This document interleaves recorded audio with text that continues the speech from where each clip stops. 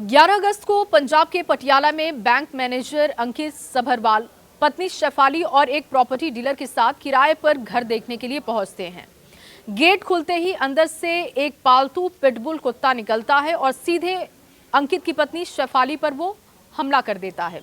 उनके शरीर के कई हिस्सों को चबा जाता है। अंकित बचाने के लिए जब आगे बढ़ते हैं तो अंकित को भी पिटबुल ने काटा और वापस वो शेफाली की तरफ बढ़ता है। आखिर कुत्ते ने शेफाली को ही टारगेट क्यों किया? आखिर क्यों पिटबुल ने शेफाली को शिकार बनाया? हमले के समय कैसे काम करती है खतरनाक कुत्तों की साइकोलॉजी? चलिए आज के इस वीडियो में आपको विस्तार से बताएंगे। नमस्कार, मैं हूं आपके साथ जया मिश्रा। सामने खड़े अनजान लोगों में कुत्ता किस पर अटैक करेगा, ये कई फैक्टर्स तय करते हैं। सबसे पहला ये कि टारगेट की पोजीशन क्या है। अगर गेट खुलने के साथ ही आप सबसे सामने खड़े हैं, सबसे पहले खड़े हैं, तो ज्यादा चांसेस है कि कुत्ता आप पर अटैक करेगा। जो डॉक्टर कुत्तों की साइकोलॉजी को समझते हैं, उस पर स्टडी करते हैं, रिसर्च करते हैं, उनके मुताबिक जो व्यक्ति गेट या दरवाजे के सबसे नजदीक या सबसे आगे होता है, कुत्ता सबसे पहले उसी को अपनी टेरिटरी में घुसपैठिया मानता है और उस पर अटैक कर देता है। पटियाला के वायरल वीडियो में भी आपने देखा होगा कि जैसे ही प्रॉपर्टी डीलर ने गेट खोला, कुत्ते को सबसे पहले शेफाली दिखती है और इसीलिए पहला अटैक पिटबुल ने शेफाली पर कर दिया। डरने वाला मूवमेंट भी बहुत काम करता है। बॉडी लैंग्वेज को कुत्ते भांप लेते हैं। कहा जाता है कि कुत्ते इंसानी भावनाओं को बहुत जल्दी महसूस कर लेते हैं। अक्सर हमारे शरीर के हाव भाव से हमारे डर को भांपा जाता है। अगर आपका मूवमेंट हिचकिचाता हुआ दिखता है, घबराता हुआ दिखता है, आप उससे आई कांटेक्ट नहीं करते हैं और डरा डरा महसूस करते हैं, तो आपके लिए खतरा बहुत ज्यादा है। एक आर्टिकल कुत्ते मुझे ही काटना क्यों पसंद करते हैं के मुताबिक स्लो कॉन्फिडेंट मूवमेंट को कुत्ते अलग तरीके से स्टडी करते हैं, जबकि फास्ट या अचानक मूवमेंट को वो डर या घबराहट का संकेत मान लेते हैं और ज्यादा तेजी से वो रिएक्ट करते हैं। आपने वीडियो में देखा होगा कि शेफाली कुत्ते को देखते हुए अलर्ट हो जाती है, घबराती हुई दिखती है, इधर उधर भागने लगती है और अचानक पिटबुल शेफाली की तरफ भागता है। कुत्ते के गेट से निकलने के साथ ही सबसे पहले कुत्ते ने शेफाली को टारगेट किया, क्योंकि शेफाली बहुत डरी हुई दिखती है। हालांकि कुत्ते कई बार सीधे आई कांटेक्ट को भी अपने लिए चुनौती या खतरा मान लेते हैं। कुत्ता आपके सामने आए और आप ऊंची पिच यानी पतली पिच में अगर आप बात करेंगे, तेज आवाज में चिल्लाएंगे और आपकी आवाज में अगर घबराहट दिखेगी या घबराई हुई आवाज आपकी निकलती है, तो कुत्ते इसे कमजोरी का सिग्नल मानते हैं और आप पर अटैक कर सकते हैं। कुत्तों को ये लगता है कि सब कुछ ठीक नहीं है, स्थिति उसके नियंत्रण से बाहर है और इसीलिए खुद डिफेंसिव रिस्पॉन्स करते हैं और वो आप पर हमला कर देते हैं।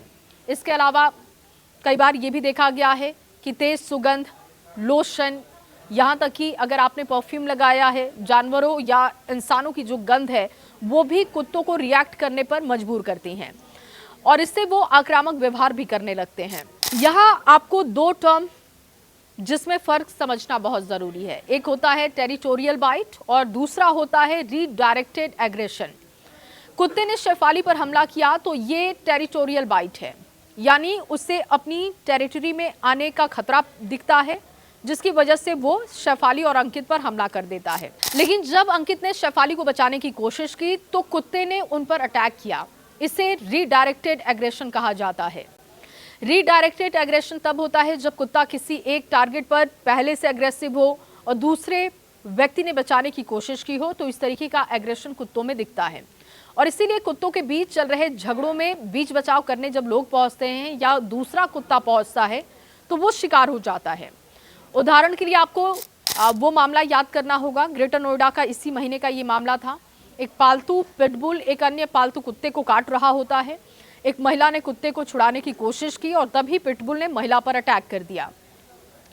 एक और टर्म आता है प्रोडक्टिव बाइट। कहा जाता है कि अगर कोई कुत्ता अपने मालिक या किसी एक व्यक्ति के साथ खेल रहा है और खेल खेल में वो एग्रेसिव हो गया है, कोई दूसरा व्यक्ति वहां पर पहुंचता है, बीच में दखल देता है और अपने मालिक को बचाने के लिए कुत्ते एग्रेसिव हो जाते हैं।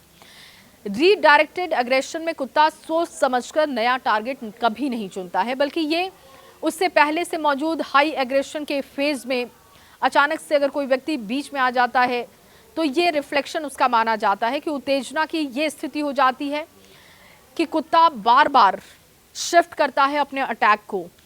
लेकिन जो उसका मेन टारगेट होता है, जैसे कि पंजाब वाले वीडियो में आपने देखा कि शेफाली मेन टारगेट थी और पिटबुल इसीलिए शेफाली पर बार बार अटैक करता है। अब एक्सपर्ट के मुताबिक आक्रामक कुत्तों में बाइट होल्ड बिहेवियर और शुरुआती टारगेट पर लॉक ऑन करने यानी अपने शिकार को आखिर तक न छोड़ने की प्रवृत्ति भी होती है। दरअसल पिटबुल जैसी नस्लों को शिकार के लिए तैयार किया जाता है। इनमें प्रे ड्राइव यानी कि शिकार करने की सहज आदत होती है। ये बहुत जिद्दी होते हैं, लगातार मुश्किल हालात में भी हमला जारी रखते हैं और एक बार अगर शिकार को पकड़ने की ये कोशिश कर लें या जिद बना लें तो उसे आसानी से नहीं छोड़ते।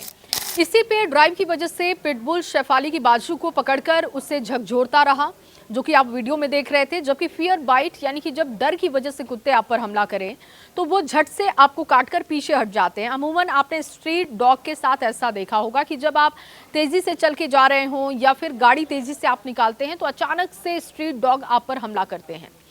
हालांकि पिटबुल को लेकर एक गलत धारणा यह भी है कि शिकार के शरीर पर जबड़े लॉक ये कर देता है। पिटबुल के जबड़े में शिकार लॉक करने का कोई खास मैकेनिज्म नहीं होता है।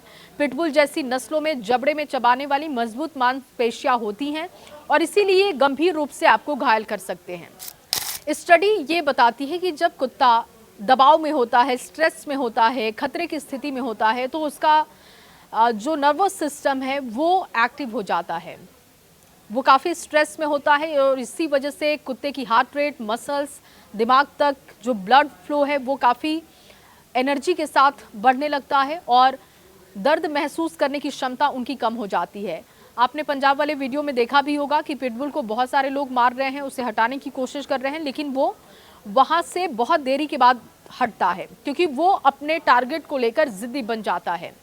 अब सवाल कि क्या सभी कुत्तों की नॉर्मल साइकोलॉजी यही होती है?